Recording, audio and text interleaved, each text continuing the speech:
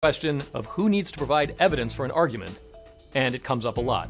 It cropped up during the Pizzagate affair when conspiracy theorists were convinced that Hillary Clinton was running an underage prostitution ring out of the bathrooms of a Washington, D.C. pizzeria.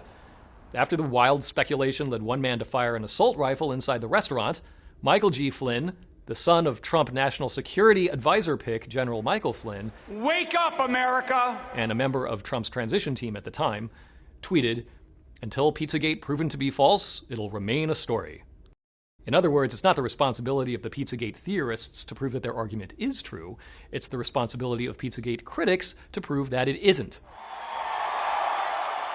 Flynn isn't the only guy asking opponents to prove a negative. After CNN challenged Donald Trump's claim that millions of people voted illegally, he retweeted this message from @filibuster. Pathetic. You have no sufficient evidence that Donald Trump did not suffer from voter fraud. Shame. Bad reporter. Asking someone to prove a negative is a classic dodge. It shifts the burden of proof from the person making a claim to the person defending against it. And that is a bad basis upon which to build an argument. But don't take my word for it. Ask the Byzantine Emperor Justinian, who, back in the 6th century, established a set of laws that included this gem. Proof lies on he who asserts, not on he who denies. Today, we call that the presumption of innocence, and it's the bedrock of the American legal system.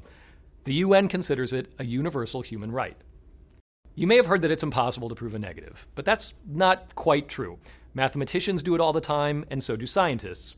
But in the real world, it is much trickier. For instance, let's say I wanted to argue that Bill Gates ate stroganoff for breakfast this morning. Now, there's no reason to think this is true, but can you prove to me that it isn't? Maybe you could get him on the phone. But short of that, there's no real way to know for sure. That's why we assess the likelihood of something being true based on the quality of evidence supporting it. We have no evidence that Bill Gates eats stroganoff for breakfast. And the fact that I just pulled that lunatic example out of thin air does not make it any more likely to be true. If I presented compelling evidence, that would change things, but absent that, we have to assume that he didn't.